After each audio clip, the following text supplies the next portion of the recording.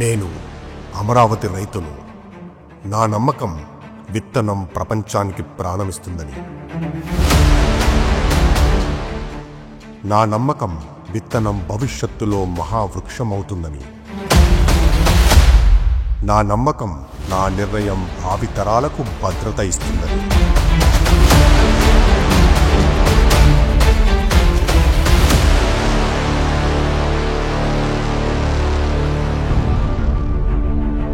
భవిష్యత్తు మీద మాకున్న ఈ నమ్మకమే నాయకుడి దూరదృష్టిని, దాని ఫలితాలను నమ్మి నేను నమ్ముకుని బతుకుతున్న భూమిని రాష్ట్ర ప్రజల ఆశలకు, ఆశయాలకు, ఆకాంక్షలకు నెలవైన రాజధానికి అప్పగించేలా చేసింది.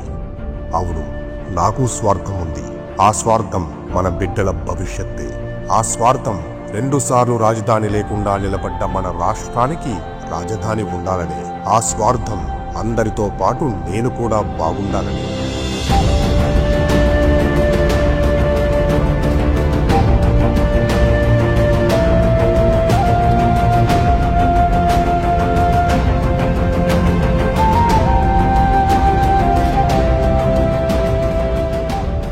కానీ నా నమ్మకాన్ని వమ్ము చేస్తూ 2019లో వచ్చిన ప్రభుత్వం ఒప్పందాన్ని తుంచివేసింది.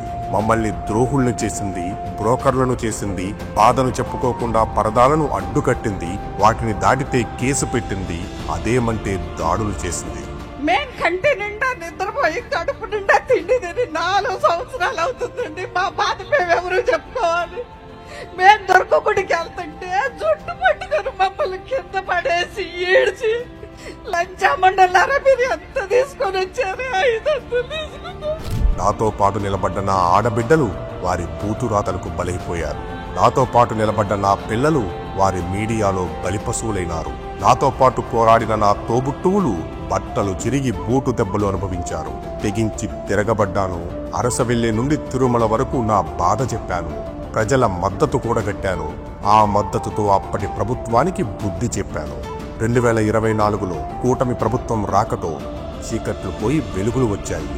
నమ్మి ఇచ్చిన భూమి సద్వినియోగం అవుతోంది. రాష్ట్ర ప్రజలకు ఇచ్చిన హామీ నెరవేరుతోంది. ఇప్పటి వరకు రాజధాని లేని మనకు ప్రపంచ స్థాయి నగరం సిద్ధమవుతోంది. ఊర్లు దాటి, జిల్లాలు దాటి, రాష్ట్రాలు దాటి పక్క రాష్ట్రాల్లో ఉపాధి వెతుక్కునే దీన స్థితి నుండి మన భావితరాలు బయటపడబోతున్నాయి. ఇక మీదట ఆంధ్రులు గర్వంగా, సగర్వంగా గుండెల మీద చేయి వేసుకుని మా రాజధాని అమరావతి అని చెప్పుకునే రోజు వచ్చింది. మే 2వ తారీఖు ప్రధానమంత్రి నరేంద్ర మోదీ గారి చేతుల మీదుగా అమరావతి పునఃప్రారంభం.